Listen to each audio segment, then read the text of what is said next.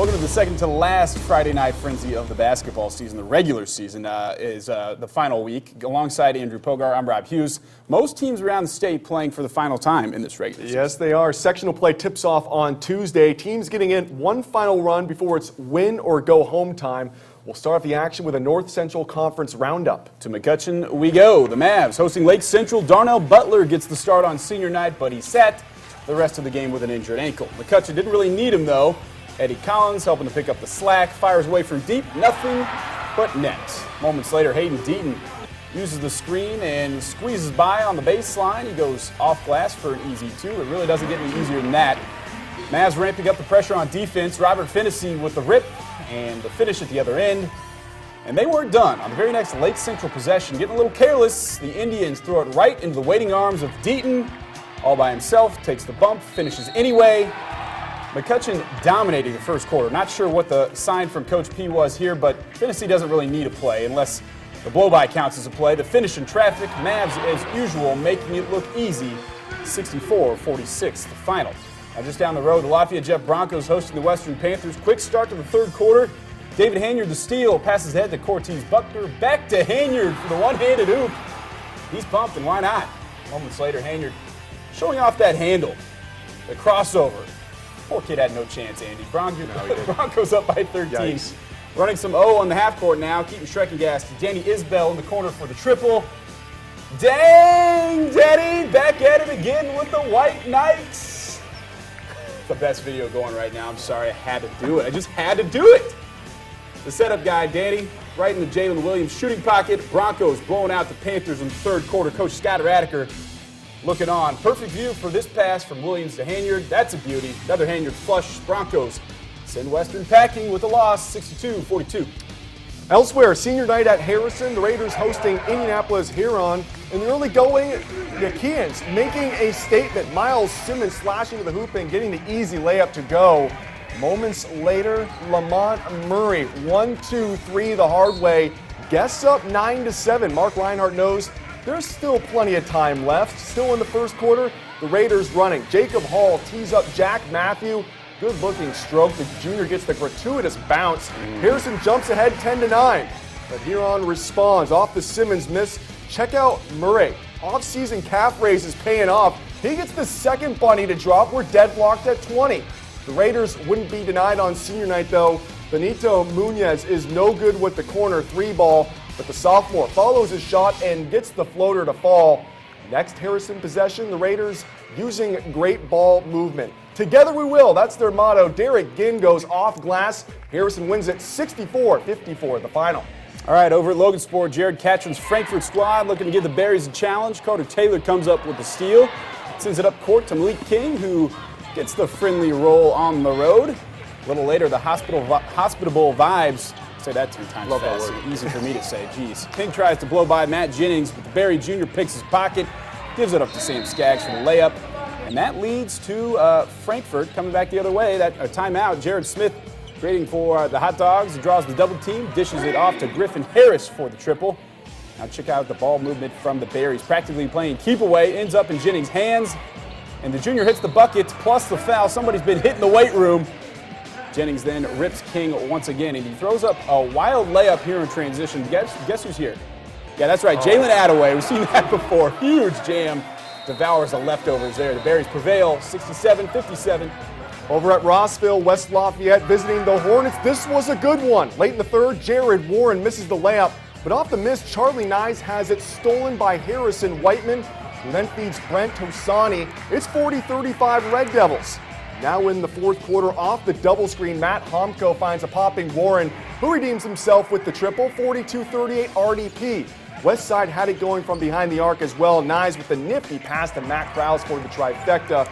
Red Devils up by 9, but just when you thought the game was over, this happens. The errant pass winds up in Christian Hauer's hands, and the senior takes it to the rack for the land.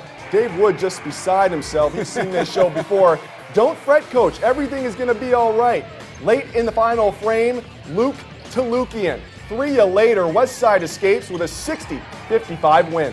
Well, that will do it for the first block of the Frenzy. Coming up, we'll make stops at Winnemac, North White, North Vermilion. And Pioneer, the Panthers looking to claw their way to a win over Tri-County. The Friday Night Frenzy continues after the break. Stay with us. Well, we're back on the Frenzy. We'll start the second block off at Pioneer, the Panthers hosting Tri-County. The Panthers enter tonight's contest with a 15-6 record, but don't be fooled. They've lost 2 of their last 3 games. Meanwhile, the visiting Cavaliers, Rob, I didn't write this, they have had a dandy 18-4 mark. Coach Tyler Shear's boys have won their last 5 contests. And those Cavalier boys didn't disappoint tonight. They took the Panthers head on at the Panthers pad. Nate Patton parts the sea of white in front of him, but he didn't need the lane. He puts up a big 3-ball, making it look easy. Patton bringing it in. He dumps it to Benny Patterson, I should say, before anyone knows he has it. He gets rid of it. Benny sneaking it on in for 2. Pioneer not sleeping, though. Sam Kaiser from the key. Fast break to the rim. It circles once, twice, 3 times, and finally falls for 2. The Cavs showing flexing that 3 muscle. Austin Schneider puts it down right in front of the Pioneer bench. Sorry, boys. Pioneer showing some quick skill on the inbounds play, though. Trey Waddup says, "What's up?" That 3, that's what Pioneer not out of this game just yet. But with the skills like this, Benny again fakes the whole side. He gets a clear lane to roll in another 2. The Panthers had the hometown advantage, but couldn't hang on. The Cavs win this one, 72-63. All right, up the road, Winnemac putting on a light show. It's a cool way to enter the court, doing it like the Boilermakers do. Must work, though. Jack DeGroot fighting through the Bombers for the 2 the hard way. The Bombers answer with a quick inbounds layup. Maybe. No, it'll fall. Rensselaer keeping it close, and Rensselaer gets a hand on it. It's Jack DeGroot who steps up and throws it down for a nice little floater for 2 on the baseline. After the foul, it's Luke Huey. Gets his chance. He'll put it up from the arc and get the 3 to carry the Warriors ahead. Now the Warriors protecting their house against the Bombers. Winnemac wins 64-60. In Oxford, Faith Eagles opened up a nice lead over Benton Central, making their first 3 threes to take an early 9-0 lead. Luke DeHaan keeps the Eagles rolling, making it 11-0. The Big T was called against the Bison coaching staff. Mason Gick began working. He puts up the jumper. The Bison's total. The Eagles' Nick Borges says, "Wait a second," and drains the 3. Mason punches the clock again under the basket on the other end. Benton Central swats the ball, and he says, "We'll have none of that." Austin Norton keeps the Eagles scoring eruption going with the 3-ball. After the half, Benton Central outscores Faith 29-19, but the Eagles hold on to get the win 57-52. All right, Frontier taking the trip down to Clinton Central to take on the Bulldogs. In the first quarter, Central's Taylor Turner slips his pass into a cutting Tommy Davidson for the lay-in. Gophers coming right back. Jarrett Burrows drives and gets the hoop and the harm. Later, the Bulldogs' Tristan Knox finds Davison in the corner for 3. It's good. Then Central's Keenan Orr drives and finger rolls it in. Coming back, the Falcons hanging in there. Zach Loy nails the long 3-ball from the corner pockets. And then it's Frontier Zeb Davis. Drives baseline, puts in the reverse. Nice play there for Falcons, but it's Clinton Central that wins this one 87-64. Hey, staying in Clinton County, Gophers of Clinton Prairie hosting Western Boone. Game tied late in the 4th. Webo passes around the horn and finds Tom Hendricks at the top of the key for 3. Later, Webo's Caleb McCloskey drives the baseline and puts it off the glass. Then it's Webo's Garrett Miller getting the inbounds pass and laying it in. Stars go on an 8-0 run. Prairie finally breaks the run with this Jacob Price 3 from the corner.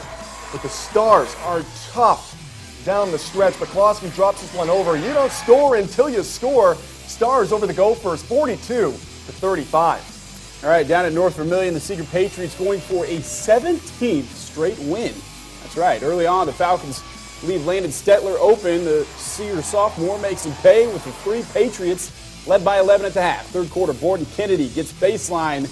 Way too easy for Seeger if you're North Vermilion. Kennedy with 15 on the night. The Patriots on cruise control. Big man Josh Orhood exploding to the 10 for the hoop and the harm. He also went for 15. Seeger keeps that winning streak alive. 66-55 the final.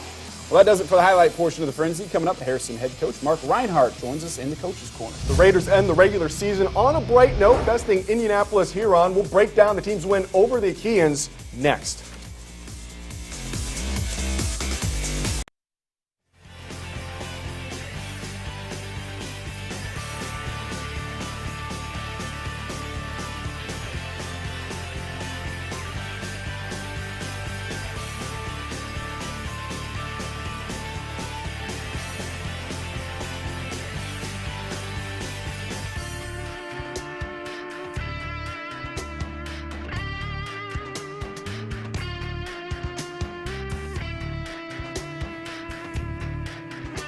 Welcome back to The Frenzy. Joining us tonight, Harrison head coach Mark Reinhardt. Coach, thanks for joining us. You said before you came on it wasn't exactly a pretty one, but it seems like you guys are pretty comfortable doing that kind of thing. Yeah, I think there was so much going on with senior night, and we have 7 seniors, so I think it was hard for us to kind of get into a rhythm, but I think our kids over the course of the game, we responded pretty well, and it was a good game for us to have to guard their athleticism, so going into the sectional, I think overall it was a good experience for us. Now, I was there for the first half, and it really seemed like you guys were emphasizing the transition game, getting out, running the floor. Was that a point of emphasis in the locker room before you guys took the floor? Yeah, I think that's how, we've been our best when we can get out and run. We have guys that can make shots, so we force the defense to guard the entire floor, and that opens things up for us to be able to attack the paint. Now, there are teams that you play in your conference that are more athletic than you and that you see in the sectional, but you guys seem to match up okay with them just because of the energy, and that I know stems from you because I see you over there and you're one of the most energetic coaches during game that I've ever seen in this area. What's that about, and how do you get your team to play with that energy every game? We really don't have a choice. In our conference, in our sectional, we have to play extremely hard, and I think that's something, that this senior class deserves a lot of credit for because they've bought into that and accepted the fact that it's not always going to be easy for us, but if we fight and scratch and as we've progressed, I think we've gotten a whole lot more skilled, which kind of speaks to our balance that we have. How have you seen these 7 seniors grow? When you took over this program, it was 5 years ago, so you saw these kids in middle school coming up through the ranks. Again, just how have you seen them grow? They've really, they've had to do it together. Collectively, they can be a pretty good group. We don't have, I think we have 5 guys averaging between 9 points and 11 points. So they're really unselfish. They're the epitome of what a team is supposed to be because they just want to be able to go out and play together, and they don't really care who gets the credit on any given night. You kind of just said it there with the points per game and the averages that you guys have for several guys, but how nice is it to have guys where you can't really key in on a particular guy? Is that an advantage for you guys when you play other teams? I would like to think so because I think we have, we probably have 5 or 6 guys that you have to really be worried about in different spots on the floor. We've kind of had to learn how we get shots the right way, and that's been a process throughout the course of the year. And when you don't necessarily have 1 or 2 guys that you really count on, decision-making becomes really important, but I think it's something that we've really improved on. Real quick here, the NCC tournament, you guys have that bye. Just what's the approach going into next week? We've kind of tried to take the approach week by week the whole year that we can focus on ourselves and get better as a group. So we've got a couple days to go watch the first round and see where things are at, but it'll give us some time to develop a game plan going into Friday and get a little bit of rest at the same time. So we feel pretty excited about our opportunity. And I said NCC tournament, that happened a little while ago. This is sectionals. We knew what you were talking about here. Yeah, so correct me for being wrong. Yep, Coach, thanks for joining us. Best of luck next week in sectionals against the winner of Kokomo or Zion. Make sure to check out our website, WLFI.com, and click on the sports page for all highlights from tonight's games. Have a great night. We'll see you next week.